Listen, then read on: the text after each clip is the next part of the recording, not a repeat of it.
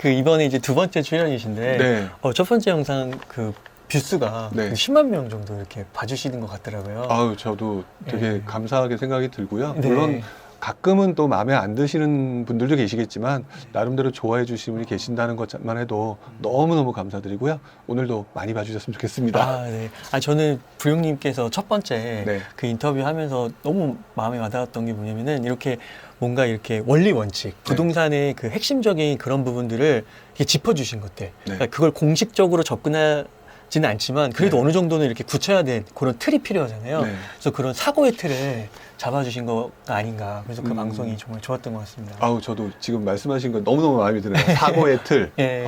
저도 가끔 써먹어야겠네요. 예, 그러면 또 오늘도 네. 한번 또 그 부룡님의 그 인사이트를 네. 조금 또 이렇게 들어보는 시간 갖도록 하겠습니다. 네. 먼저 좀 질문을 좀 드리고 싶은 게요. 네네. 그 요즘에 그 뉴스 가운데 네. 좀 많이들 언급하시는 뉴스 중에 하나가 뭐냐면은 네. 그 거래량이 많이 줄었다. 네네. 근데 또 신고가는 찍힌다. 네. 이런 것들을 좀 많이 언급을 하더라고요. 네, 그래서 그렇죠. 이런 거를 좀 어떻게 좀 바라봐야 되는지. 네. 예. 그러니까 일단은 그 부동산 얘기를 하기 전에요. 네. 주식에서도 비슷한 얘기를 하시는 걸로 알아요. 그러니까 예를 들면은 거래량이 굉장히 이제 늘어났다가 거래량이 줄어드는 상황이 발생하게 되면 물론 신고가는 찍히지만 결국 그러면은 이제 사람들이 점점 줄어들면서 가격이 이제 하락으로 전환되는 상황이 발생될 수 있으니까 약간 하락의 신호다라고 보시는 분들이 많은 걸로 알고 있어요. 그리고 실제로 부동산에서도 비슷하다고 저는 생각을 하고 있어요.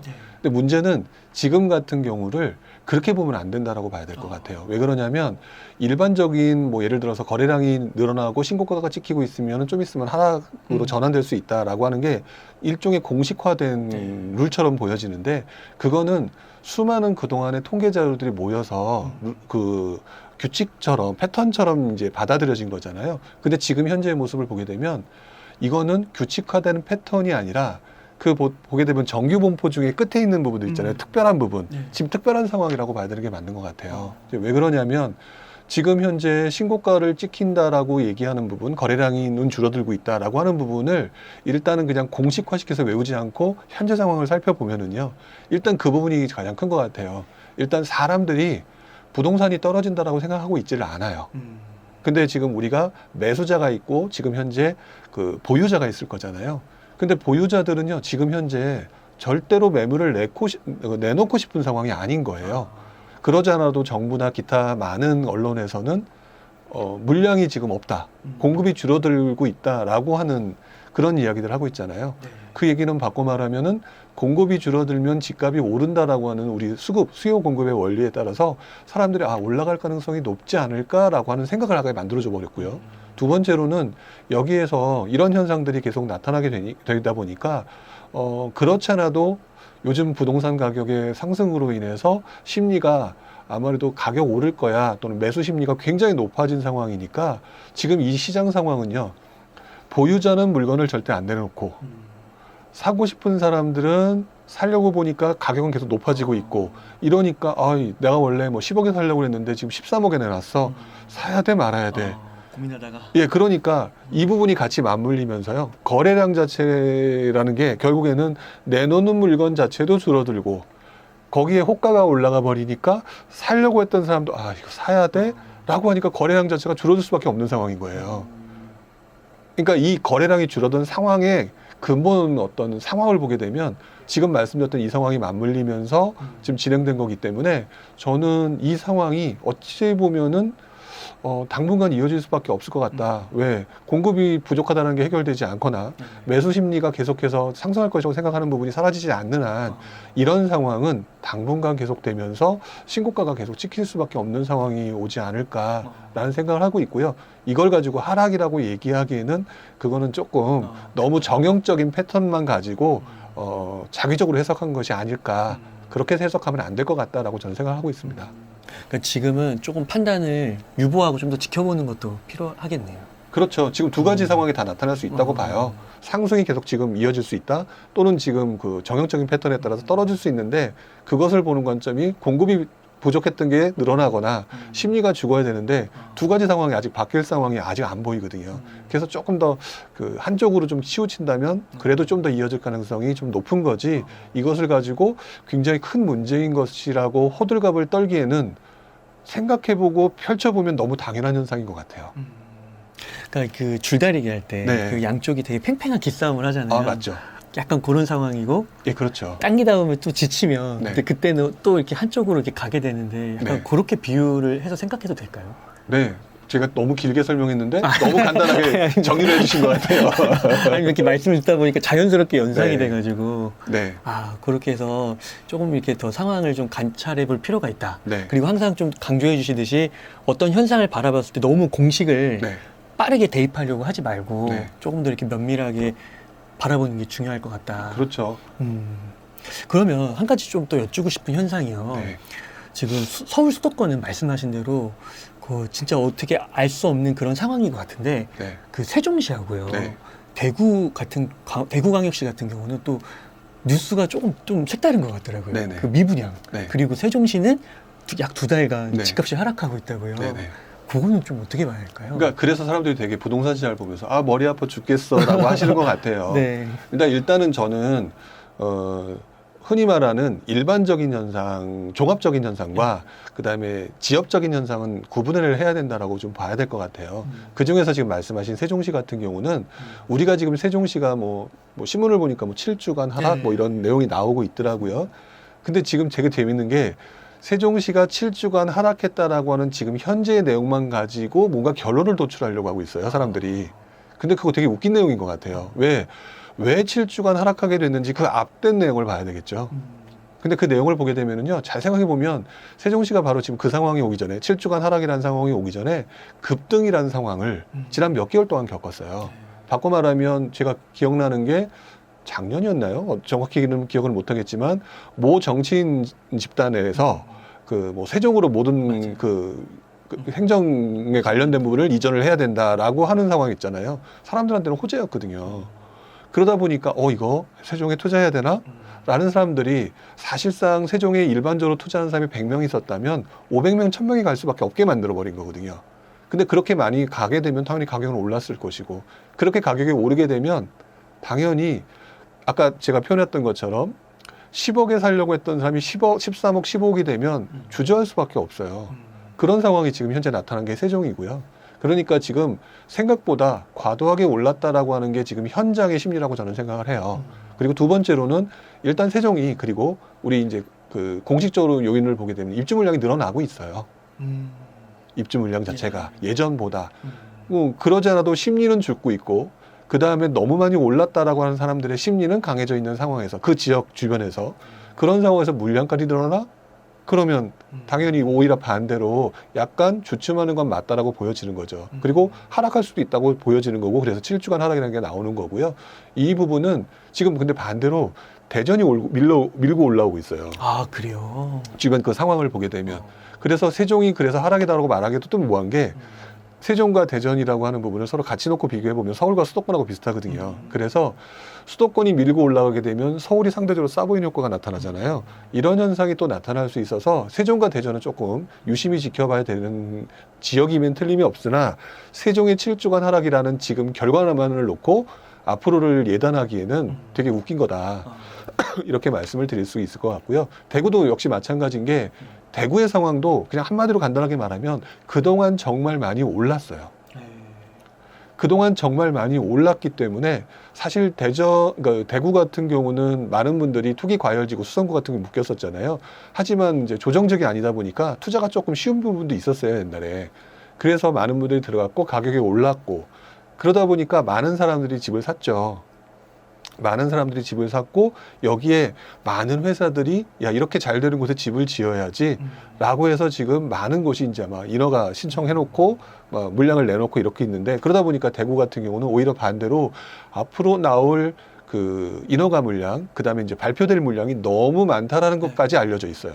이제 이런 상황이니까 그동안 너무 많이 올랐던 심리 상태에서 더 이상 이렇게 더 오를까라고 하는 주저하는 상황, 이런 상황이 같이 맞물리니까 심리가 좀 위축된 상황이죠. 그렇기 때문에 대구 역시도 세종과 마찬가지로 눈여겨봐야 되는데 대구가 또 한 가지 좀 다른 이유 중에 하나면은 이게 하락할 수 있는 조짐은 있는데 전세 가격은 올라오고 있어요. 아주 크지는 않지만. 네. 그럼 또 전세 가격이 받쳐주는 부분이 있어서 하여튼 지금 시장은 말씀하신 것처럼 대구와 세종은 눈에 띄게 하락 또는 주춤 이런 부분은 맞는 것 같지만 그렇다고 해서 예단을 하기에는 그 나머지 요소들이 주변에서 받쳐주는 것들이 좀 현재 남아있기 때문에 아직까지는 상승장이라고 봐야 될 것 같고요. 그리고 그 지역을 함부로 지금 예단할 상황은 좀 아닌 것 같다라는 생각이 좀 들어요. 그러면 그 침체기나 또는 하락기나 이런 것들은 네. 그 시기에 들어가면은 이게 계속 장기간 네. 계속 하락을 하는 건가요? 중간에 이렇게 또 한 번 올라갔다가 내려갔다가 그런 시기를 또 겪는 건가요? 네, 그게 파워풀하게 떨어지는 거를 많은 분들이 생각하시잖아요. 그게 금융위기고요. 한마디로 표현하면 금융위기와 같은 어떤 쇼크가 발생됐을 때 갑자기 이제 한마디로 말하면 이제 기절하는 상황인 거잖아요. 그렇기 때문에 이제 떨어지는 상황이 급격하게 나타나는 부분이 있는데요. 그 이후에는 사람들이 바로 직전까지는 투자 심리가 되게 강했잖아요. 너무 강하다 보니까 떨어지고 난 것을 오히려 싸다라고 반응하는 사람들이 생겨요. 그래서 가격이 오르기도 해요. 그게 주식 용어로 하면 데드캣 바운스죠. 그냥 빨리 잡는 거군요. 그러니까 떨어졌는데 죽은 고양이도 떨어지면 튀기도 한다라고 보통 표현하는데 그것처럼 튀기도 하고 그래서 실제로 우리 그 서울 수도권 같은 경우 예를 들게 되면 2009년은요 오히려 소폭이나마 상승장이었어요. 많은 분들이 2008년 이후로 계속 침체장이라고 생각하시는데 소폭이나마 상승장이 왔고요.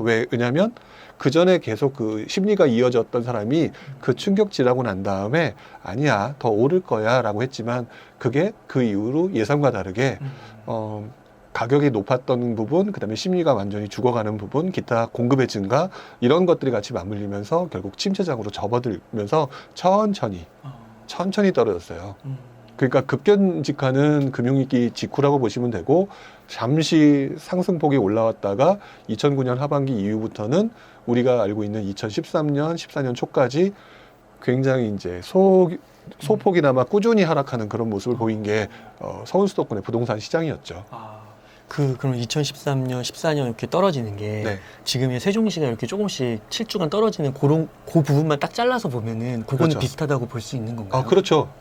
비슷한 현상이에요. 그것들이 이제 앞으로 계속 이어지는 경우. 그러니까 우리가 보통 경제학적으로 얘기할 때 스팟과 플로우를 구분하라고 보통 얘기하잖아요. 그러니까 특정 시점으로 가서 전반적으로 파악할 게 아니라 플로우라는 흐름을 보면서 추세라는 걸 봐야 되는 거거든요. 근데 지금 많은 분들이 얘기하는 것은 스팟을 가지고 얘기를 해요. 특정 시점만 가지고. 근데 시장을 볼 때는 그 시점의 그 결과물이 그러니까 조금 고민은 해봐야 되겠구나 하면서 추세를 보고 추세가 돌아선 게 맞는 것 같다라고 하게 됐을 때는 분명히 그때부터는 하락의 가능성은 분명히 나타나겠죠.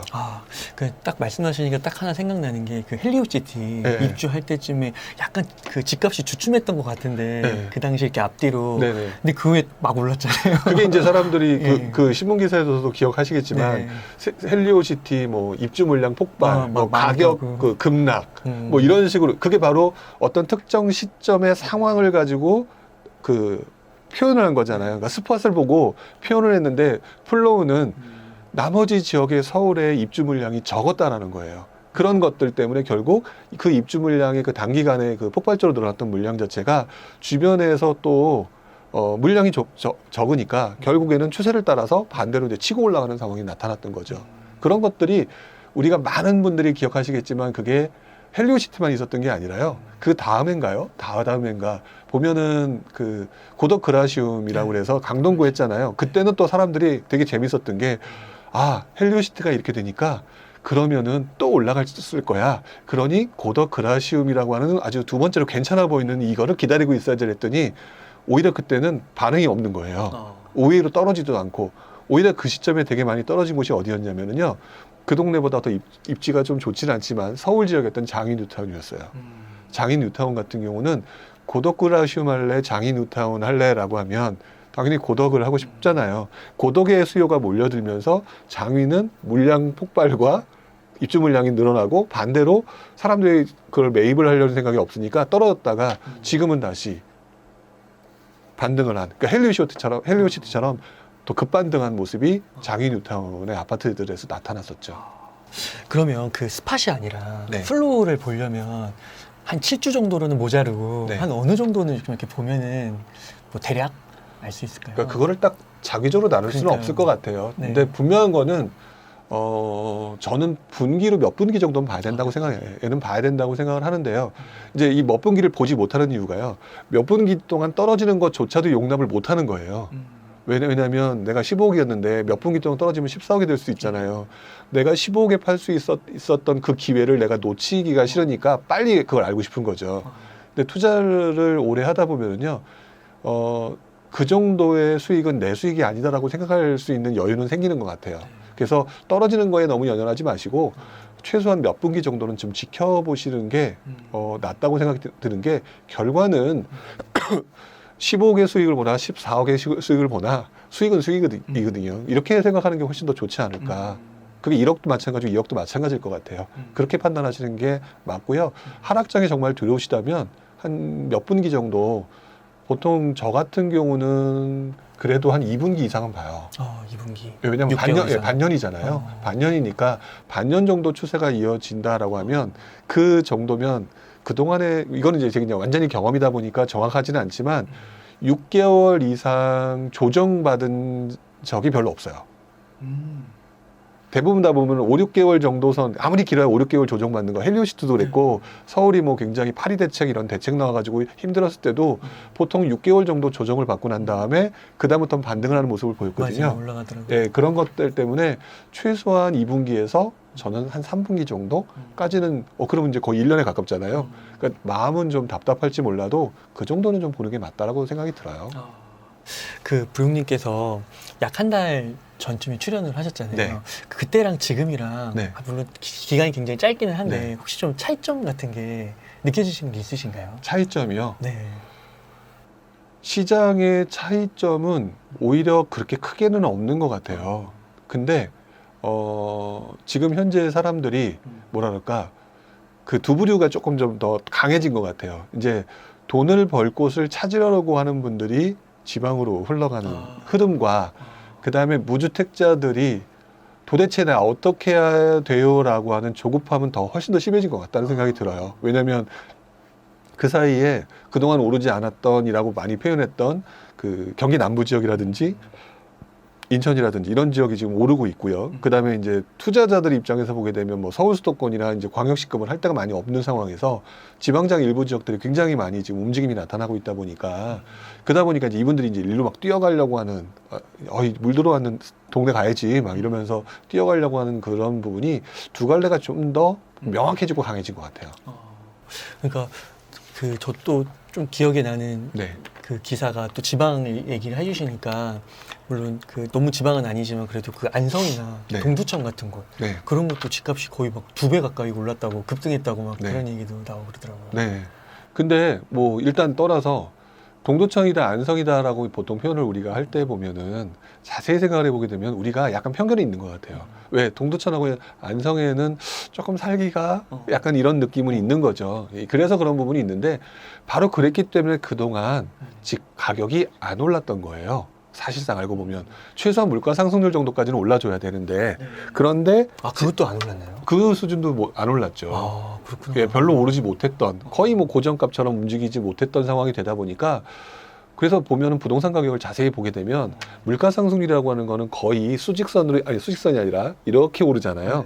근데 부동산의 움직임을 보게 되면은요, 어떨 때는 그대로 가다가 팍 튀는 구간이 있어요. 근데 그게 나중에 이걸 갖다 합쳐놓고 보게 되면 거의 물가 상승률과 비슷하게 수렴해서 움직인다라고 보통 표현하게 되는 것 같은데, 지금 말씀하신 동두천과 뭐 안성, 뭐 심지어는 이제 오산 뭐 이런 지역들 같은 경우는 그동안 그런 움직임을 보이지 않았기 때문에 오히려 사람들한테 싸다라고 보여진 거예요. 그러니까 그분들이 이제 그만큼 저평가됐다라고 해서 들어가다 보니까 지금 현재 움직임이 굉장히 강하게 나타난 거라고 보여지고요. 이런 현상은 말씀하신 뭐 제가 안성까지는 제가 기억이 잘 안 나는데, 동두천은 그래서 지난 장에도 요즘 표현으로 하게 되면 조정적으로 묶였었어요. 그때도. 아, 2000 그때 2000년대 초반에도 아, 초중반에도 동두천도 조정적으로 묶였어요. 아, 후반에 가서. 네. 아, 그렇구나. 그러니까 많은 분들이 그래서 야. 제가 가끔 우리 이제 제가 있는 카페, 제가 이제 운영하는 카페, 뭐 부지런 카페 이런 쪽에서 제가 무슨 얘기를 했냐면 동두천도 옛날에 조정적으로 묶였을까요? 안 묶였을까요? 라고 질문을 던지는 그런 퀴즈 같은 걸 내본 적이 있어요. 다들 아닐걸요? 라고 하는데 묶였던 적이 있어요. 그럼 그게 또 이제 풀린 거고요. 그렇죠. 아, 그러니까 그렇구나. 동두천도 결국에는 나중에는 올랐다라는 거니까 결국 그래서 외곽 지역들이 나중에 힘을 받아서 치고 올라가는 거는 어찌 보면 당연한 현상이다라고 볼 수가 있어요. 아, 그렇구나. 아니, 저는 이제 그 과거에 대한 그런 네. 걸 직접적으로 경험을 해봐. 그때 막 관심을 갖고 부동산 네. 그런 걸 읽은 게 아니니까 유튜브 이런 컨텐츠들을 보면은 뭐 전국을 다 이제 규제 지역으로 묶었다 뭐 이런 표현을 되게 쉽게 하는 것 같거든요. 네. 근데 뭐 과거에도 다 이미 있었던 일이네요. 그렇죠. 지금하고 조금 다른, 지금은 투기과열지구 조정적 이렇게 가지만은요. 그때는 저도 이제 오래돼서 이제 그 정식 명칭 잊어버렸는데 비슷한. 토지와 주택의 구역을 별도로 구분해서 묶었어요. 그때는 또 이제 세종시, 지금 이제 세종이라고 그러지만 그때는 그 충청도의 그 행정도시 복합 뭐 그걸 막 개발한다 어쩐다 해가지고 토지 부분하고 주택 부분을 나눠가지고 그 묶는 기준이 또 다르게 있었어요. 그래서 토지 부분하고 주택 부분하고 그래서 묶었을 때 동두천도 분명히 주택 부분에서 묶였다는 거죠. 그러면 이게 좀 되게 어떻게 보면 그때 이제 묶였다는 거는 이제 갑자기 많이 오르고 네. 이제 찾는 사람들이 많아졌다는 거잖아요. 네. 그러면은 그 이후에 집값이 그럼 떨어지기는 네. 했나요? 그게? 그거는 네. 집값이 떨어진다라고 하는 부분은요, 네. 말 그대로 하락장이다라고 얘기할 때 서울, 경기, 인천 뭐 통통 털어서 전국적으로 하락하는 건 맞다고 봐야 돼요. 왜냐하면 결국 수요가 사라진 거잖아요. 수요가 사라졌는데 가격이 올라가는 건 둘째 문제고 유지하기도 쉽지가 않은 건 사실인 거죠. 그래서 떨어지는 건 맞아요. 근데 지역적으로 이게 좀 이 부분을 좀 설명드리기가 되게 좀 뭐랄까 좀 되게 복잡한 부분은 좀 있는데요. 이 동네가 과연 올라? 라고 했던 동네는 과도하게 전에 올라버렸다는 얘기잖아요. 걔네들은 되게 많이 떨어졌어요. 그래서 전고점을 최근에 돌파하는 그 10년 몇 년이 지난 지금 돌파하는 상황이 오기도 했었고요. 그런데 지금 그렇게 이 동네도 올라? 이렇게 외곽이라고 했던 동네 말고 우리가 수도권 일부적으로 외곽이라고 표현하는 그런 나름대로 서울 출퇴근이 가능한 그런 동네도 많은 분들이 편견을 가지고 에이 아니야 이러잖아요. 이런 동네는 많이 올랐는데 별로 안 떨어졌어요. 왜냐하면 이분들이 결국 실수요자들이 들어가 산 거잖아요. 실수요자들은요 이게 투자자가 아니니까 견뎌낼 수 있는 능력이 되는 분들이에요. 뭐 이분들이 수십 채를 사시는 게 아닌 분들이니까 그리고 내가 고민하다가 내가 감당할 수 있는 수준 내에서 사신 분들이잖아요.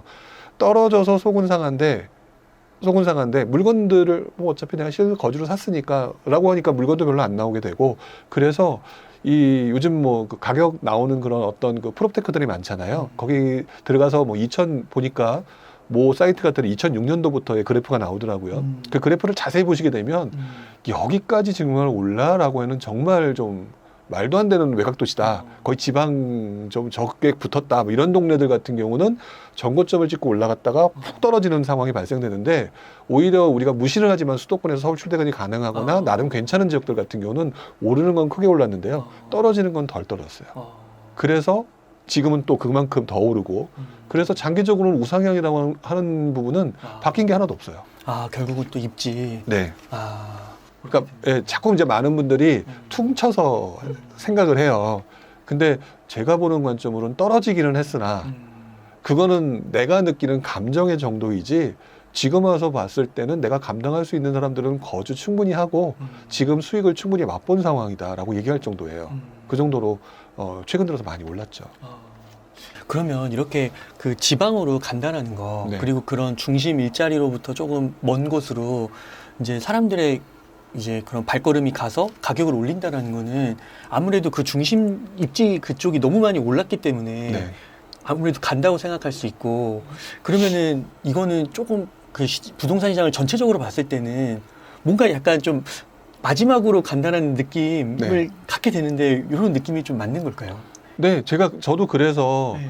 이제부터는 리스크에 신경을 써야 된다라는 말씀을 제가 되게 많이 드리는 가장 큰 이유가 상승장 초반에서는 관심이 없어서 안 샀고 상승 중반 되면서 관심을 갖다 보니까 괜찮은 곳들은 너무 많이 올라서 못 사게 되고 그러다 보니까 그 옆으로 간다는 거거든요. 근데 문제는 지금 상황에 오게 되면 그래서 먼저 관심을 가진 사람은 그나마 다행인데 뒤늦게 관심을 갖는 사람들이 지금 너무 많잖아요.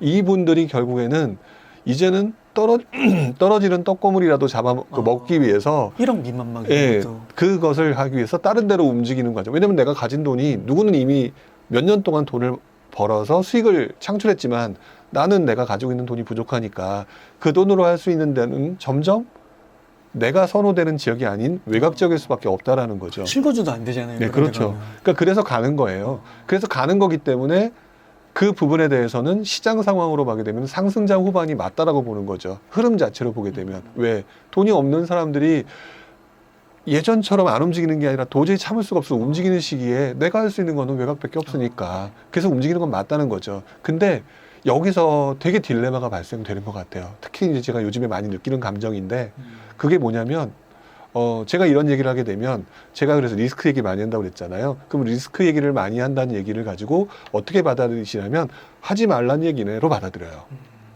근데 저는 하지 말란 얘기가 아니거든요. 뭐 그렇게 해서 가서 수요 공급에 따라서 갑자기 수요가 늘었는데 가격이 오르는 건 당연한 거예요. 근데 제가 하지 말라는 것처럼 받아들이고 뭐라고 얘기를 하냐면 에이 올랐잖아요. 그러니까 너 틀렸잖아 라고 이렇게 얘기하시는 분들이 많은데 그런 얘기를 들을 때마다 좀 답답해 오는 감정이 있어요. 왜 그러냐면 제가 지금 하지 말라는 얘기를 하나도 한 게 없잖아요. 저는 리스크를 챙겨야 될 때라고 얘기를 하는 거죠. 즉 상승장 후반부가 되게 되면은 이분들이 본이든 본이 아니든 간에 결국은 외곽으로 가야 되는데 외곽은 입지의 본질 가치가 떨어지는 곳이고 그래서 갑자기 일반적인 실수요가 아닌 가수요에 의해서 가격이 오르는 것이라면 그 가수요가 빠졌을 때 가격이 떨어지는 누군가 문 닫고 들어간 마지막 사람은 죽는다라고 하는 이 게임의 룰은 변하지 않았다는 거예요. 그 게임의 룰에 마지막 사람이 될 수도 있다는 사실을 알고 들어가야 되는 거와 모르고 들어가는 거에 대한 차이는 엄청나다. 그러니까 제가 그 사람들 보고 예를 들어서 결론적으로 말씀을 드리면 제가 마지막 사람이고 우리 우 기사님이 그 앞사람이라면 이 앞사람은 돈을 벌잖아요. 근데 저는 그런 상황에 들어가지 않도록 좀 조심해야 될 필요는 있다. 어쨌든 그런 부분을 잘 생각해야 된다라고 하는 부분을 말씀을 드리고 싶은 거죠. 그러니까 상승 후반부는 맞다. 그리고 말씀드린 것처럼 하는 거는 상관이 없는데 제가 왜 여기서 리스크를 강조하느냐. 내 주머니에 돈이 한번 생기고 나가게 되면 얘는 독이 묻어 있어요. 독사과 같아서 돈독이 올라요. 그럼 눈에 보이는 게 없거든요. 그러면 지금 제가 말했던 이런 본질적인 문제, 그 다음에 자산시장에서 나타나는 이 사람들의 비이성적인 과열, 이런 부분들에 대해서 무감각해져 가요. 저도 무감각해진 적이 있었거든요. 꽤 많았었죠. 나중에 이제 정신 차리고 깨달게 돼서 되게 조심스러운 사람으로 바뀌긴 했지만 지금 어떻게 보면 무감각해져가는 사람들이 조금 많아지는 시장. 그래서 지방장 자체가 잘못됐다가 아니라 투자를 해야 되는 시장 틀린 것 같진 않아요.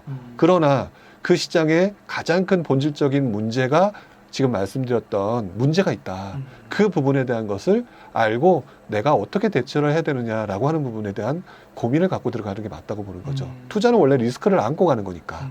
그런 의미로 하면 전 투자하다가 맞는 거는 맞아요. 근데 많은 분들이 제가 투자하지 말라로 얘기를 한다라고 받아들이시더라고요. 그 제 말을 제가 그러니까 저의 말을 제대로 이해 못한 게 저는 손가락을 달을 가리키고 있는데 저는 저를 가리키고 있는 나머지 손가락을 보고 있는 이렇게 가리키고 있는데 이렇게 보고 저한테 다른 소리를 하고 있는 그런 느낌이 좀 많이 들어요. 그러니까 그 주식 고수분들도 그런 얘기를 하시더라고요. 그 잘 모르겠으면은 그냥 대형주 사고 물리라고. 네. 중소형주 사고 물리지 말고. 맞아요. 그러니까 이게 잘못 사면 진짜 10년 동안 계속 네. 물릴 수가 있는 거잖아요. 그렇죠. 그래서 오히려 주식을 오랫동안 잘했던 사람들, 그 다음에 이런 부분에 대해 잘 아시는 분들이, 개념을 잘 아시는 분들은요, 부동산에도 쉽게 적응할 것 같아요. 왜냐하면 결국 지금 이런 행동들이 나온 게 주식을 투자하는 사람들 때문에 발견한 이론들이잖아요. 주식 투자하는 사람과 부동산 투자하는 사람들은 다 똑같아요, 알고 보면. 그래서 저는 이 논리는 다 똑같다라고 생각이 들어요. 과거에 진짜 그런 일이 있었구나. 좀 더 여쭙고 싶은 게 네. 제가 이렇게 뉴스 기사를 이렇게 또 좀 쳐보니까요. 네. 그 용인에 네. 그 공세동 네. 그것도 되게 유명했더라고요. 그게 어느 가구가 10억이 넘었었는데 네. 뭐 몇 억이 빠지고 막 이랬었더라고요. 그렇죠. 네. 제가 기억하는 가장 최악의 지역 중에 하나예요. 공세동이요. 네. 지난장에 네. 정말 많은 분들이 가장 최악의 경험을 했던 지역 중에 하나가 용인 공세지구라고 불리는 곳이죠. 네. 거기 말고도 몇 군데가 더 있어요. 네. 있는데 뭐 지금 보셨던 공세동 같은 경우도 많은 분들이 그 과도한 욕심들이 좀 약간 영향을 좀 많이 미쳤던 그런 부분들이 있었던 거라고 말씀을 드릴 수 있을 것 같아요. 혹시 그때 좀 이야기를 좀 해주실 수 있나요?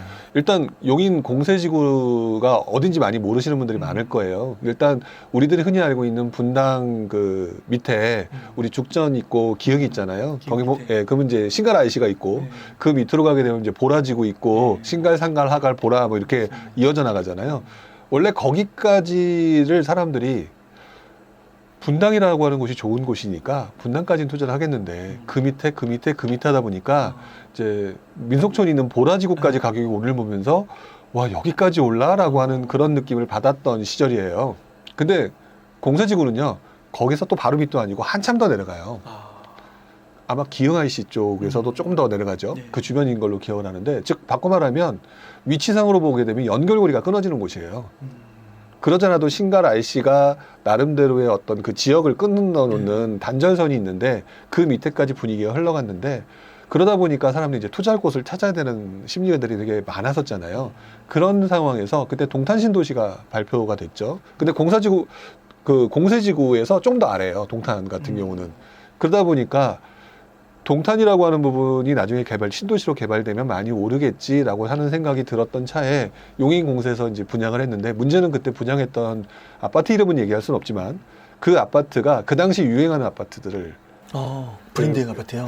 브랜드가 아니라 유행하던 중대형 아파트를 위주로 분양을 했고요. 네. 중대형 아파트로 분양을 하면서 고분양가로 분양을 했어요. 고분양가로. 그러니까 사실 지역적으로 굉장히 멀다면 가격을 싸게 해야 되는 상황이었을 텐데 가격을 굉장히 비싸게 분양을 했던 거죠. 그때는 분양가 상한제 이런 건 없었나요? 있기는 했었는데 시기적으로 조금 그게 이제 매칭이 안 됐었던 것 같기도 하고 그리고 지금도 그렇지만 분양가 상한제가 허용이 안 되는 지역이 같으면 네. 건설사가 분양가를 높게 할 수밖에 없잖아요. 그러니까 분양가가 흔히 말하는 그 당시 이 지역까지 이 가격이 나와랄 정도로 굉장히 비싸게 분양을 했었어요. 똑같구나. 네. 근데 재밌는 거는 그렇게 비싸게 분양했던 그 시기에 또 누군가가 그 아파트 괜찮다라고 하는 얘기를 하더라는 거죠. 그 당시에. 그러니까 많은 투자자들 중에 자기의 기준이 없는 분들이거나 조금 나름대로 그동안 계속 오르니까 이렇게 흐름이 흘러갔다면 여기도 흘러가겠지라고 생각하셨던 그런 분들이 내려가셔서 고분양가로 구입을 하셨는데 문제는 이제 그 시점 전후로 해서 시장 자체가 좀 꺾이는 상황이었던 거죠. 그러니까 많은 사람들이 글쎄 저도 그 당시에 그 공인세지구 같은 경우를 보면서 지금이야 그때와 달리 지금도 많이 달라졌지만 그때 같은 경우는 완전히 아무것도 없는 그런 느낌이었는데 그런 것들을 막연한 그 심리적인 그 추격 매수 그다음에 이제 약간 불필요한 그 자신감 뭐 기타 거기에 대한 뭐 전문가의 그 얘기 이런 것들이 같이 맞물리면서 들어갔다가 나중에 분위기가 바뀌면서 한마디로 말하면 초토화가 됐죠. 왜냐하면 높은 가격으로 분양했으니 그게 가격이 주변이 떨어져도 더 외곽 지역에 높은 분양가로 분양했다면 더 떨어질 거 아니에요. 그러니까 가능하면 구입을 할 때 싸게 구입하는 게 정상적인 포인트였을 텐데 바로 그 기본적인 원칙도 지키지 못하는 그런 심리적으로 그냥 쫓기는 상황에서 많이들이 받으셨기 때문에 제 기억으로 해서 그때 분양을 받으셨던 분들이 정말 아마 강남이 뭐 몇 억 이상 떨어졌다는 건 들어봤었지만 용인의 외곽 지역이 몇 억이 떨어졌다는 얘기를 크게 많이 들어보신 적은 없을 텐데 그때 특히 이제 용인 중대형이 나중에 많이 떨어졌거든요. 그러니 그 지역에서도 외곽 지역, 가장 외곽 지역이었던 그 동네가 뭐 초토화가 됐던 것은 당연한 현상이었던 거죠. 그래서 정말 많은 분들이 피해를 봤던 그런 경험이 있었던 지역으로 저는 기억을 하고 있어요. 뭐 소송도 붙고 난리도 났었어요 그때. 여러 가지 때문에. 그렇구나. 그러니까 이게 유튜버 분들이 이렇게 많이 또 소개하는 내용 보니까 공세동을 많이 언급하시더라고요. 뭐 공세동에 그 아파트가 꼭 아니고 뭐 전원주택 단지 이런 것들도 보면 막 13억, 10억, 14억까지 막 그 당시에 올라갔다가 막 그게 막 경매에 나오고 그런 상황도 많고. 그러니까 그게 아까 말씀드렸던 것처럼 뭐 지금의 공세를와 그때의 공세랑은 좀 느낌이 다를 거예요. 그래도. 근데 그때의 공세는 말 그대로 미개발 지였다는 거죠. 미개발 지역을 새로 바꾸는 건 좋은데 문제는 주변에 있는 그 당시의 그 분위기, 약간 흥분된 상태와에 맞물려서 고분양가에 분양을 하고 여러 가지 교통적인 문제나 이런 부분들이 아직 해결되지 않은 상태에서 거기다가 또 이제 여러 가지 시장적 분위기가 자체가 뭐 미분양도 늘어나고 이런 상황 때문에 좀 하락의 조짐도 분명히 있었던 같이 맞물리면서 뒤늦게 그 추격 매수를 하셨던 분들이 굉장히 큰 피해를 봤던. 그래서 왜 입지가 조금 애매한 지역은 나중에 그런 상황이 발생될 수도 있다라고 하는 부분은 한 가지 사례로 기억을 하실 필요는 있을 것 같아요. 그 동탄이 공세동보다 더 밑이라고 하셨잖아요. 네. 근데 동탄이 조금 그래도 공세동보다 나았던 거는 뭐 삼성이나 뭐 기흥 캠퍼스나 이런 일자리가 좀 뒷받침돼서라고 말할 수가 있을까요? 그렇죠. 그렇죠. 그런데 이거 쉽게 생각하면 그렇게 생각하시면 될 것 같아요. 동탄은 말 그대로 인프라를 처음부터 계획적으로 만들어낸 신도시의 개념이죠. 근데 공세지구는요, 민간에서 자체적으로 하는 거기 때문에 인프라가 존재할 수가 없어요. 예를 들어서 일산 신도시에 있는 인프라를 일산 옆에 있는 약간 좀 기생도시처럼 표현을 해야 되는지 모르겠지만 그런 데는 인프라를 결국에는 동탄이나 일산으로 올 수밖에 없는 거잖아요.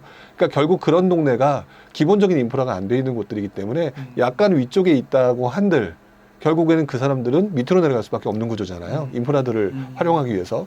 그러니까 동탄 같은처럼 완전히 계획적으로 잘 지어진 동네는 괜찮은데 그렇지 않고 약간 그 시기적인 시류에 맞춰서 거기에 붙여서 만드는 일부 조금 좀 뭐랄까 항아리 형식으로 만들어진 지역들 같은 경우는 리스크가 좀 있을 수 있어. 입지가 좀 애매한 지역 같은 경우는.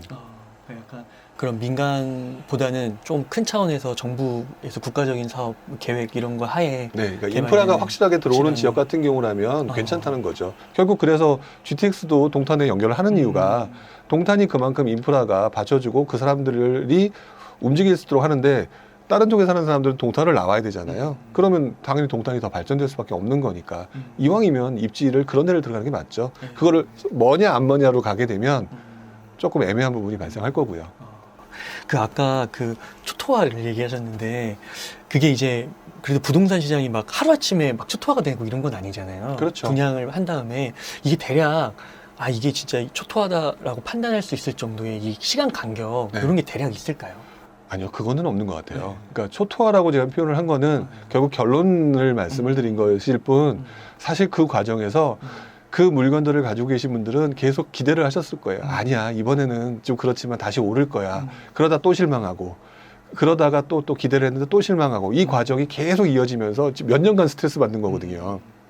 그렇기 때문에 제가 이제 초토화라고 좀 간략해서 표현을 했지만 그 기간은 딱 정하기가 어려울 정도로 시간은 길어질 수도 있고 조금 짧아질 수도 있고 그거는 좀 유동적일 것 같아요. 외곽 지역 같은 경우가 바로 이제 그런 부분이 아까 제가 표현했던 시장의 그 상승장이 시작되면서 흘러가는 흐름에 따라서 후반부에 많이 오르는 건데 그렇기 때문에 그 중에서 또 이제 많은 사람들이 호재되면 오른다 해서 자꾸 옆으로 가면서 자꾸 어정쩡한 곳까지 뭔가 개발하려고 하는 것처럼 보여주는데 이게 약간 심리적으로 사람들한테 기대 심리를 만들어주긴 하지만 결국 본질은 입지라고 하는 부분은 잊으시면 안 될 것 같아요.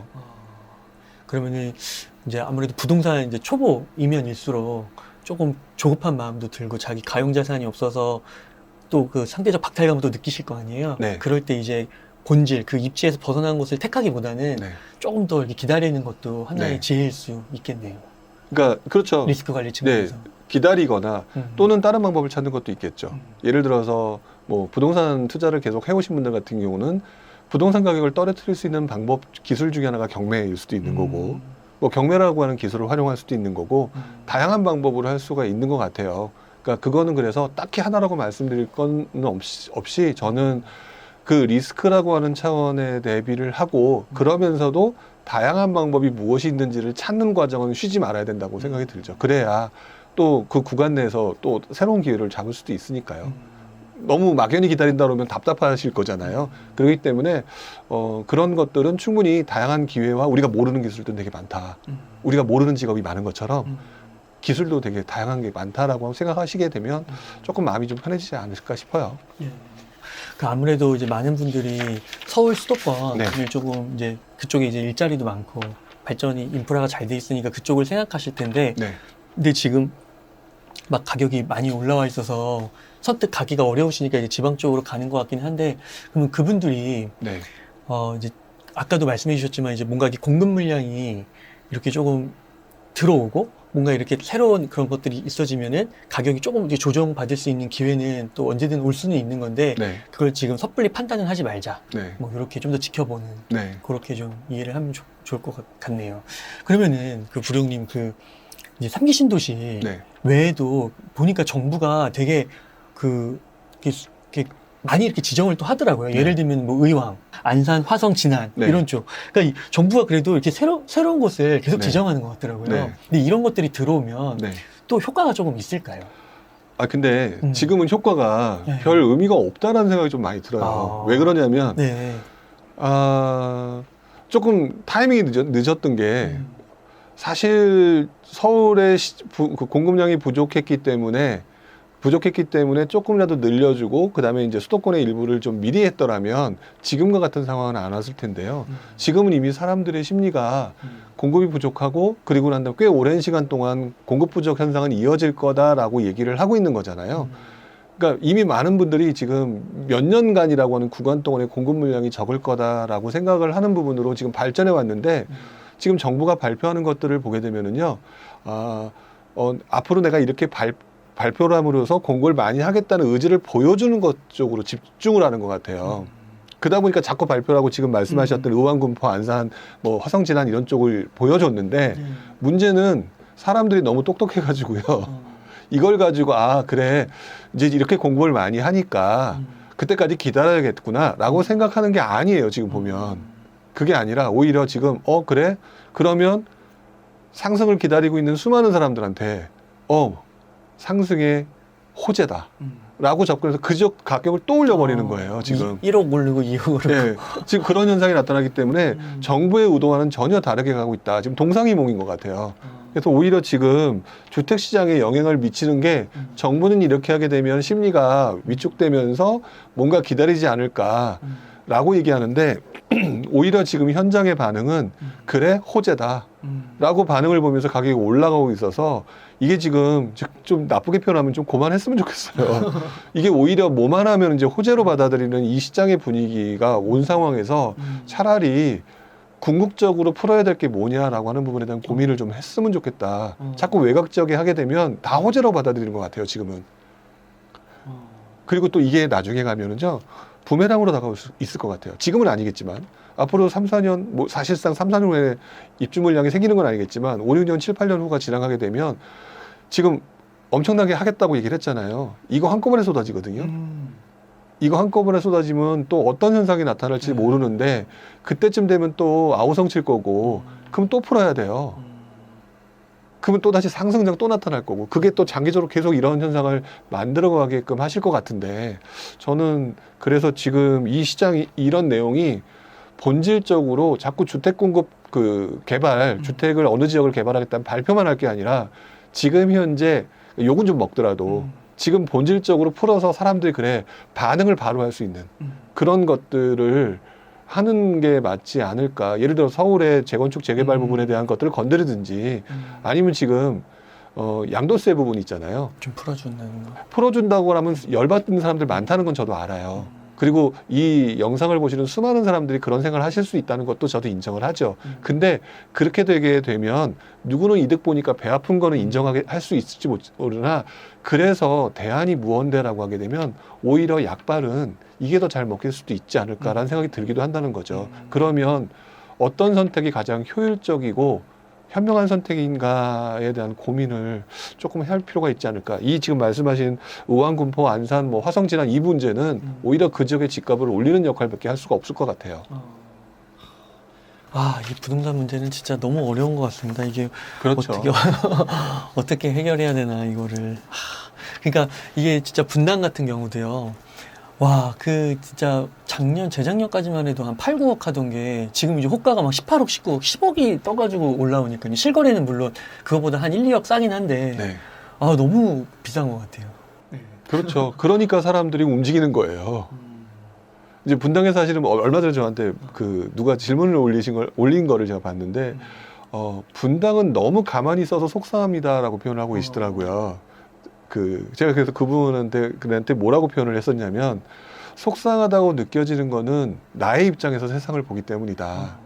지금 분당이 그렇게 움직이지 않는다라고 생각하면서 속상해하고 있는 거는 분당이 그 사이에 너무 많이 올랐기 때문에 사람들이 주저하면서 못 들어가기 때문이다.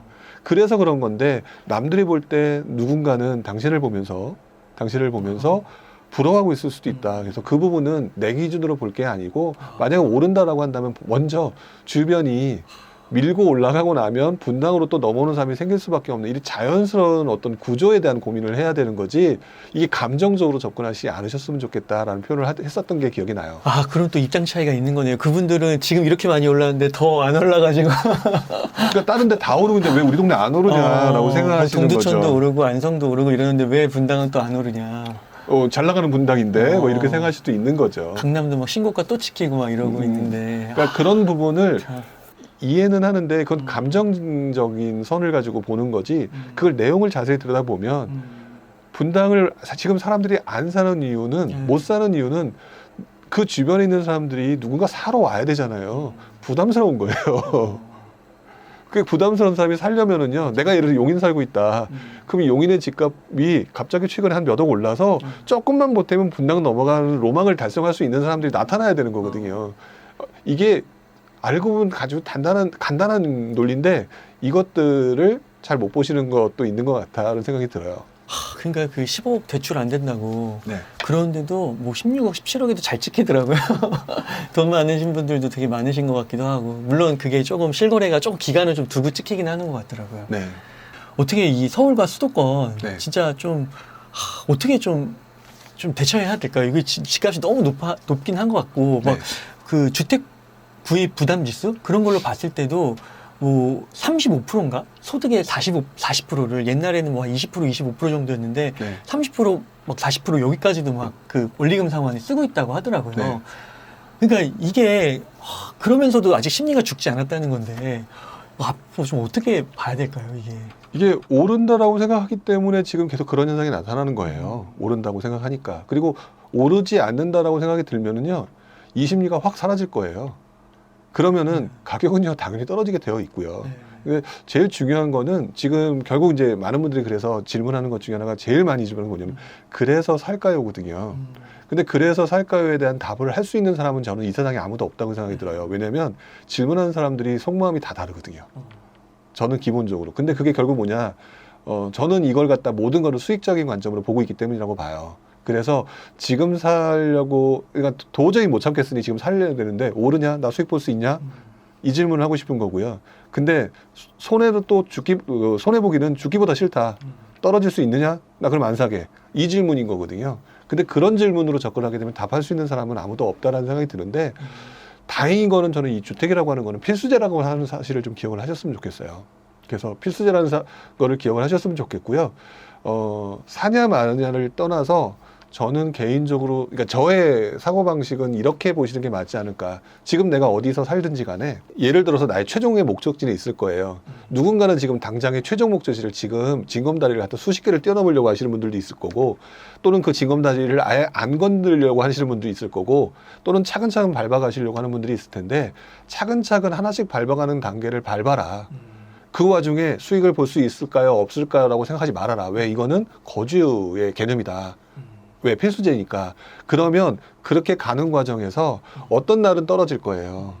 어떤 날은 오를 거예요. 그 과정에서 상황에 맞춰서 떨어지는 그 대상물을 가면서 되게 보고 속상해할 거라고 자기 생각하고 안 살려고 드는 건데 자세히 보게 되면은요, 그 시점에 누군가는요, 떨어진 물건 속상해서 팔고 그 옆에 더 떨어진 더 좋은 물건으로 들어가서 나중에 또 큰 수익을 보시더라고요.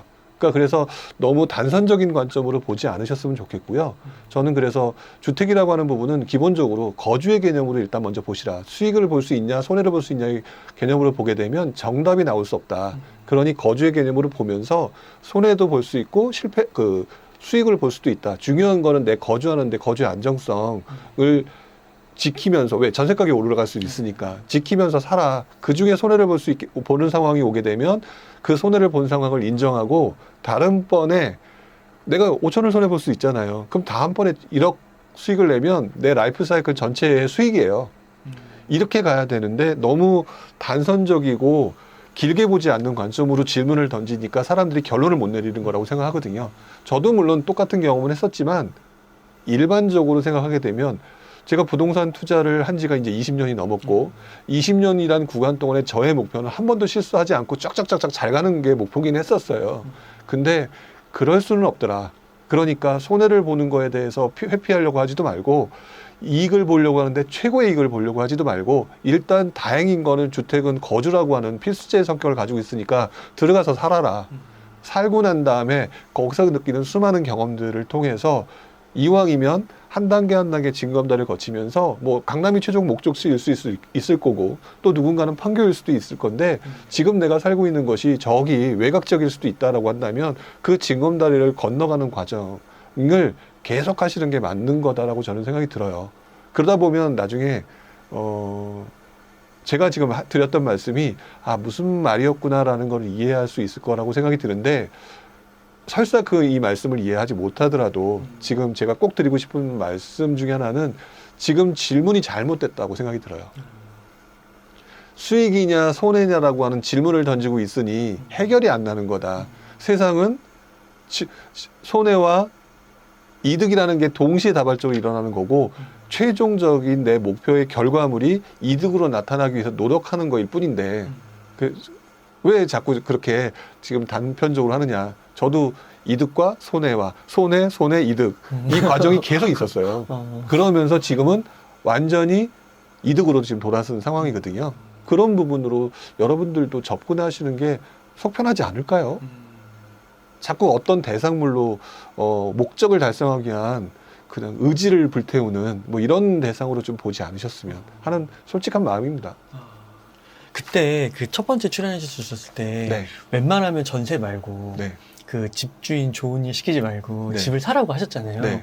근데 만약에 서울 예를 들어 강남에 그 직장이 있는데 이게 그 가용 자산은 이제 도저히 뭐 1시간 그 내로는 살 수가 없는 거예요. 그 아파트를. 근데 이제 전세값으로 생각하면은 또 나오는 거죠. 그 가격이. 그러면 그냥 그 정도는 전세로 그냥 사는 것도 네. 그건 괜찮지 않아요? 아니요, 저는 좀 그것도? 반대예요. 예, 왜 그러냐면 그 얘기는 네. 이미 머릿속에 네. 나는 특정 지역의 아파트를 벗어나지 않겠다라는 바운더리를 먼저 네. 두고 있는 거예요. 자신의 한계를 만들어 놓고 있으니 답이 안 나오는 거죠. 근데 그러니까 지금 이렇게 말씀드리는 것도 저도 다 똑같은 그 고민을 거치면서 왔기 때문에 이렇게 말씀을 드리는 건데요. 그 고민의 틀을 내가 이 틀을 깰 수 있는 방법이 뭐냐라고 하는 고민을 계속 하셔야 되거든요. 네. 사는 거구나. 그러면 저는 네. 서울에 빌라를 사는 게 맞다고 봐요. 서울에 있는 빌라를 사는 게 맞다. 근데 빌라를 사는데 그냥 많은 분들이 이렇게 하죠. 그러면 나 이왕이면 이제 인테리어 되어 있는 신축 빌라. 이렇게 얘기를 하겠죠. 근데 지금의 상황을 자세히 보시게 되면 서울은 집이 없대요. 공급도 부족하대요. 그러면 결국에는 이 집이 나중에 바뀔 거잖아요. 바뀔 거잖아요. 그리고 지금 오세훈 시장이 네. 뭔가 하겠대요. 맞아요. 오세훈표 재개발. 예, 뭔가 하겠대요. 자, 그러면은 그 수많은 와중에서 그러면 나한테 기회가 될 수 있는 게 뭘까? 분명히 사람들은 그러니까 서울에 살고 있고 강남 주변에 살고 있는 사람들이 어떤 선을 넘기 싫은 바운더리가 분명히 있을 거라 외곽적인 가기 싫어한다고 한다면 그럼 그 지역에서 내가 지금 자꾸 한계를 만들어 놓은 게 뭐냐? 난 자꾸 아파트만 가야 되겠다고 생각한 거라면 조금 바꿔볼 수도 있는 거죠. 플러스 알파가 될 수 있을 만한 어차피 최종 목적지가 아파트가 되면 되는 거잖아요. 그렇게 해가지고 빌라 쪽에서도 충분히 해야 되는데 또 여기에다 욕심을 붙어가지고 누군가 이렇게 야바이꾼들이 이 세상에 되게 많이 존재하거든요. 여기 나중에 오를 거야. 또 이러는 사람들이 생긴다는 거죠. 여기에 또 휩쓸리지 않으려고 노력하시면서 지금 이렇게 상황이 돌아가니 빌라가 움직일 거다. 라든지 이런 식으로 계속 생각을 해보셔야 된다는 거죠. 지금 그러지 않아도 빌라가 움직이고 있잖아요. 그게 왜 움직이느냐? 제가 보는 관점으로는요. 서울이라고 하는 동네는 아파트가 더 이상 들어올 데가 없다. 그 다음에 웬만한 그 빌라라든지 이런 단독주택이 있는 지역은 굉장히 오래돼서 슬럼화가 되어 있다. 장기적인 방향성 분명히 바뀔 수밖에 없다. 그 과정에서 무언가 만들어져야 되는 상황이었을 때 그러면은 내가 차라리 저기 넘어가는 게 싫다면 이 안에서 기회를 만들 수 있는 건 빌라나 연립 쪽이 있을 거고 또 그 중에서도 이왕이면 그 빌라나 연립이 나중에 바뀔 수 있는 게 또 뭐냐? 또는 그 지역이 아니더라도 주변 지역의 움직임에 따라서 옆에 있는 빌라도 움직일 수 있을 만한 게 동네가 있을까? 이러면 최소한 몇 천만 원이 더 오를 거잖아요. 이렇게 접근하시는 게 더 낫지 않을까요? 수익 창출이라고 하는 부분을 최고의 수익이 아니라 내가 대안을 세울 수 있거나 내 틀을 깨서 만들어낼 수 있는 것을 찾아내는 것들이 훨씬 더 도움이 될 거라고 생각해서 근데 지난번 말씀을 기억하셨지만 전세를 들어가게 되면 집주인 좋은 일만 시키는 거죠. 물론 이렇게 얘기하면은 집주인들을 되게 저를 싫어하실지 모르겠지만 근데 일단은 저는 개인적인 거주의 안정성이나 이런 걸 다 따지려고 한다면 다양하게 생각해봐라. 여러분들이 전혀 관심이 없었던 아파트를 오르는 거 봐라. 아파트를 왜 올랐느냐. 결국 아파트에 들어가지 못하는 대안을 찾는 사람들에 의해서 아파트의 움직임이 나타났던 거고 그리고 지금 빌라의 움직임이 나타나는 거 아니냐. 그런 부분에 대한 고민을 해봐야 되겠죠. 그러니까 자산을 내 것으로 만들어야 시간이 1년, 2년 지났을 때 뭐라도 더 플러스 수익을 가져갈 수 있는 거니까. 그렇죠. 근데 전세를 하게 되면은 그냥 그거는 그냥 그거잖아요. 전세금이잖아요. 근데 그 전세금 자체도 실제 그렇죠. 가치는 인플레이션에서 떨어지잖아요. 그러니까 이거 확정 손해네요. 그러니까 전세가 자꾸 많은 분들이 변하지 않으니까라고 얘기하지만 지난 우리 김밥 천국에 있는 1,000원짜리 김밥이 지금 3,000 얼마 하더라고요. 요즘에는요. 그러면 얼마가 떨어진 거예요? 돈의 가치가. 30%가 떨어진 거잖아요. 네, 그런 거 따지면은 30%가 떨어진 지금 와서 그 돈 가지고 아파트를 살 수가 없다는 거죠. 그러면 내 돈의 가치는 알고 보면 떨어진 거예요. 그러니 전세를 하는 것처럼 무의미한 건 전 없다고 생각이 드는 거죠. 진짜 고민해가지고 그 빌라를 사면 네. 뭐 6개월 이렇게 떨어질 수 있어도 또 올라가면 그는 올라가는 거니까. 또 내 그런 자산이 것을 되고. 찾기 위해서 노력을 노력도. 하셔야죠. 그러면서 또 틀도 확장이 되고. 노력하면 틀이 확정되는 건 당연한 거니까요. 네. 그렇게 조금 더 치열하게 고민을 하고 네. 그렇게 자산을 만든다는 생각으로 네. 접근을 해야겠네요. 네. 예. 그러면요, 부령님 부령님 그건 또 어떻게 생각하세요? 또 뉴스를 보니까 네. 금리가 네. 이번에 이제 0.25% 올렸는데 네. 내년 상반기 네. 대통령 선거 전까지 또 한 2차례 정도 금리를 인상할 수 있다고 얘기를 하더라고요. 그래서 그러면 한 1.25 정도 될 것 같은데 그런 거는 좀 영향이 없을까요? 이게 또 공식화시키면 네.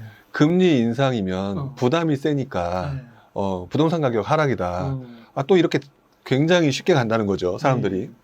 근데 저는 금리 인상이라고 하는 부분은 우리 경제가 돌아가는 데 있어서 매우 중요한 현상이면 틀림이 없으니까 저는 분명히 영향을 미친다라고 봐요. 근데 약간 좀 제가 경험칙적으로 말씀을 드린다면 금리 인상은 일종의 당구로 말하면 3쿠션인 것 같아요. 그냥 바로 금리가 인상됐다고 부동산 시장에 영향을 미치는 게 아니라요. 금리 인상에 따른 다른 경제적인 현상들에 영향을 미치면서 그 영향도가 미치고 그래서 부동산 쪽으로 영향을 미치는 것이지 직접적인 영향을 미치지는 않는다고 치고요. 생각을 하고요. 그리고 또 그 과정에서 예전 사례를 생각을 해보면 지금 현재 많은 분들이 대출을 못 받고 있잖아요. 대출을 못 받고 있기 때문에 금리 인상이 지금 어차피 현금으로 사는 사람들이 오히려 더 많은 것 같고 대출을 많이 못 받는 상황이기 때문에 지금 금리 인상 부분이 크게 영향을 미칠 수는 없을 거라고 좀 보여지긴 해요. 다만 그래도 받을 수 있는 사람들이 나중에 금리가 인상이 몇 번에 걸쳐서 이어진다면 부담이 되겠죠. 그럼 부담이 되게 되면 장기적으로 보게 되면 분명히 부동산을 살 수 있는 사람의 수요가 줄어들어갈 수밖에 없고 그 사이에는 또 가격이 신고가를 찍히고 있는 중이었겠죠. 그러면서 분명히 영향을 미치기 때문에 장기적으로 가랑비에 옷 쥐었듯이 영향을 분명히 미치게 된다. 오히려 그 상황을 눈여겨보시라고 말씀을 드리는 거지 금리 인상 하나만 되면 유튜브에서 뭐 부동산 폭락 뭐 이렇게 올라오던데 제발 그것 좀 하지 않으셨으면 좋겠어요. 그렇게 현상이 돌아가는 거라면 세상 사람들 다 부자가 됐거나 다 망했다고 저는 생각해요. 그래서 그거는 좀 아닌 것 같고 부동산 시장에 분명히 영향을 미친다. 하지만 약간 3쿠션으로 영향을 미치기 때문에 부동산 시장뿐만 아니라 일반 경제에 어떤 영향을 미치는지, 심지어 더 나가면 요즘에 중국의 헝다그룹의 파산이나 뭐 이런 얘기 나오면서 우리나라 부동산 어떻게 될까? 되면 이렇게 몰아보시는데 네. 부동산 시장에 영향을 미치기 전에 우리나라 경제에 영향을 미치겠죠. 부동산 중국에 일단 먼저 그 전에는 중국의 경제에 영향을 미치겠고, 그러니까 원코, 투코, 쓰리코로 하는 과정에서 부동산에 영향을 미치는데 직접적으로 얘기를 하시기에는 지금 그거를 판단하기에는 중간에 그 포함되어 있는 변수들이 또 너무 많다, 다양하게. 그러니까 그거는 좀 과도하게 해석하시는 부분이라고 생각이 들고요. 근데 분명히 영향을 미친다. 금리 인상만큼은. 장기적으로는 아무래도 부담되죠. 그러니까 지금 보면은 이제 공급은 또 시간이 오래 걸리니까 뭐 공급 정책도 뭐 새로운 지정을 하는 것 같은데 이제 완전 수요 쪽을 네. 전세 대출까지도 네. 규제를 한다고 그런 얘기까지 나오더라고요. 그러니까 제가 그래서 또 걱정하는 게 뭐냐면은요. 지금 그렇게 한다고 사람들이 안 할 사람들은 안 하겠지만 할 사람들은 또 해요. 그럼 무슨 행동이 나타나느냐? 제3금융권, 제4금융권, 흔히 말하는 뭐 사채까지는 아니더라도 이런 쪽으로 가게 되는 경우가 있는데요. 이렇게 되게 되면은 가장 큰 문제가 보면 레버리지가 과도하게 견뎌낼 수 없는, 레버리지도 과도해지고, 그 다음에 레버리지에 들어가는 어떤 비용적인 측면이 과도해지게 되는 경우는 결국 우리가 흔히 알고 있는 위기가 거기서 나타나잖아요. 그런 현상이 나타날 수 있거든요. 그래서 제 기억으로는요, 러시앤 캣땡? 라든지 뭐니, 뭐 이런 것들 있잖아요. 이런 것들이 제 기억으로 가장 기억에 나는 게, 2006, 7, 8년 그때 전후에 굉장히 번성했던 게 기억이 나요. 생각해보면 왜 그러느냐. 자꾸 막으니까. 그렇구나. 그때는 뭐 DTI 이렇게 얘기를 막았고, 그러니까 지금 이제 그 상황을 아니까 정부가 이렇게 막고는 있는데, 그게 또 자꾸 그렇게 되면 이거를 견뎌내지 못하는 사람들은 자꾸 지하금융 쪽으로 가야 되는 상황이 만들어지게 되는데, 그렇게 되면은요, 나중에 무너지는 사람을 더 폭발력 있게 만들어버리는 현상이기도 해요. 근데 지금 그 부분까지는 생각을 못하거나 안 하고 계신다는 생각이 드는데, 그러니까 그 부분을 생각하게 되면 자신도, 우리 본인도 욕심을 부리면서 과도하게 레버리지 효과를 만들어내려고 막 집중할 필요도 없는 거고, 지금 보면 저도 마이너스 통장 이번에 연장해 보니까 반토막 났더라고요. 그렇구나. 예. 저는 신용점수 뭐 이런 거에 아무 문제 없는데 그냥 딱 반토막이던데요. 지난번에 할 수 있는 것보다 반토막이 났다. 그러면 그 예를 들어 그걸 받았던 사람은 그냥 순간적인 자금 경색이 온다는 거예요. 그러니까 어떻게 채우지 그거? 그렇죠. 네. 그 사람들이 결국 어디를 가겠어요, 나중에. 그렇구나. 그러니까 할 수 있는데 구멍 있는데 가겠죠. 뭐 P2P도 갈 수 있는 거고. 근데 거기는 금리가 높다. 그러니까 오히려 그런 부분들을 생각하게 되면, 그래서 제가 자꾸 후반부에 리스크가 커진다. 근데 나는 아닐 거라고 생각들을 하시게 되는데 그건 아니라는 거죠. 전혀 예상치 않았던 상황에 의해서, 그 변수에 의해서 나도 빠져들 수 있는 게 자금 경색이고, 자금 경색은 항상 보면 한 가구, 한 개인의 어떤 포트폴리오를 망가뜨리게 되는 그런 현상이 나타나기 때문에 항상 후반부는 조심하셔야 된다고 계속 말씀을 드리는 것 같아요.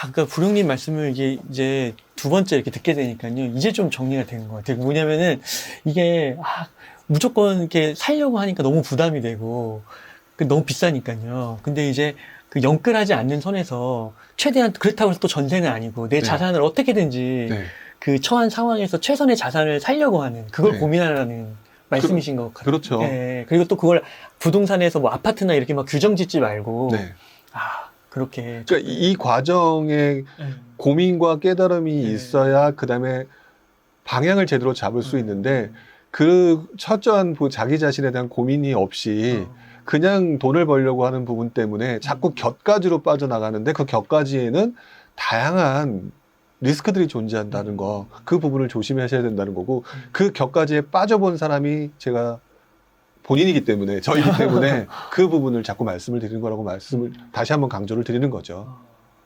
제가 부동산을 하는 사람이니까 부동산 얘기를 하고 있을 뿐이지, 저는 부동산을 하는 사람들 중에서 또는 주식을 하는 사람 중에서 뭐 부동산을 뭐 지분하지 말아야 되고 이렇게 조금 극단적으로 가시는 분들이 가끔 눈에 보이기는 해요. 근데 왜 그래야 되느냐라고 여쭤보고 싶어요. 어차피 자본주의 사회에서 그 똑같이 존재하고 있는 그 양극단의 주식과 부동산인데 왜 어느 건 되고 어느 건 안 되고라고 하는 것 자체가 말이 안 되지 않느냐. 투자는 평생 하는 거다. 음. 그 평생 하는 가운데 분명히 대박의 기회도 있고 또는 쪽박이라는 리스크도 있다. 그 부분을 걸러내기 위해서 내가 그 과정 속에서 계속 경험과 시행착오를 겪으면서 성공을 만들어 나가는 거지. 그냥 알아서 그냥 감나무에서 감 떨어질지 떨어지는 건 없다. 그러려면 일단 부딪혀야 되는 거 아니냐. 그걸 해야 된다라고 말씀을 드리는 거죠. 아, 네. 그냥 딱 한 가지인 것 같아요. 투자를 보는 눈을 기르는 거는 좀 전에 말씀드렸던 것처럼 처음엔 틀릴 수 있거든요. 근데 무조건 해봐야 되는 것 같아요. 이래서 안 되고 저래서 안 되고 아니라 무조건 해보면서요. 거기서 시행착오를 경험하다 보면 거기서 실패가 나오거든요. 근데 이왕이면 작은 실패를 하셔야 돼요. 그 작은 실패라는 걸 거치면서 큰 성공이 터지는 거거든요. 그러니까 흔히 말하는 잭팟이 거기서 터지는 건데 다들 보면 그건 안 하고 잭팟부터 터뜨리려고 하잖아요. 근데 그런 거는 없더라. 라는 거를 말씀을 드리고 싶고요. 그게 주식이든 부동산이든 자기한테 맞는 게 분명히 있을 겁니다. 그러니까 자신한테 맞는 것 또는 내가 관심 있는 것, 관심 있어야 또 내가 재밌으니까 그렇게 하시면 분명히 자그마한 시행착오와 실패 속에서 잭팟이 터질 수 있다라고 하는 부분은 변치 않았던 진리인 것 같다. 그 부분을 다시 한번 꼭 기억해 주십사라는 말씀을 드리고 싶네요. 아, 정말 저는 마음에 와닿는 게 이게 부동산은 이제 좀 금액이 커서 제가 그리고 또 이제 부동산 공부를 더 요즘 열심히 하고 있긴 한데 주식 같은 경우는 한 주가 되게 싸잖아요. 상대적으로 엄청 싸잖아요. 그래서 예를 들면 삼성전자 같은 거 요즘에 우선주 같은 거 한 7만 원이면 사니까 그냥 우선 사고 보면은 그 다음에 이게 등락을 하면서 그 다음에 뭐 또 돈이 이렇게 현금이 월급 받고 이러면 또 많으니까 그러면 또 이게 많이 떨어지더라도 금방 또 본전 찾고 이러니까 관심이 계속 가면서 공부를 하게 되고 익숙해지게 되더라고요. 그 흐름에. 네, 그러니까 그때 떨어졌는데 아니, 도대체 왜 떨어졌지 확인해 보게 되잖아요. 맞아요. 근데 그거를 갖다 처음에는 깊숙이 안 보더라도 그거 몇 번 계속 하다 보면 맞아요. 어느 순간 나도 모르게 아 이건 이런 상황이었어. 맞아요. 그게 느껴지잖아요. 생기는 거죠. 네. 네. 그게 결국 필요한 거죠. 자신만의 관점과 시야와 그다음에 경제 지식이 자연스럽게 생기는 거죠. 저도 역시 똑같은 방식이었던 것 같아요. 이렇게 해서 부동산 상승 신호, 하락 신호를 써주신 신영강 전현님과 인터뷰를 나눠봤습니다. 긴 시간 동안 유익한 인사이트 많이 나눠주셔서 감사의 말씀드립니다. 오늘 고생 많으셨습니다. 네, 고맙습니다. 예, 감사합니다.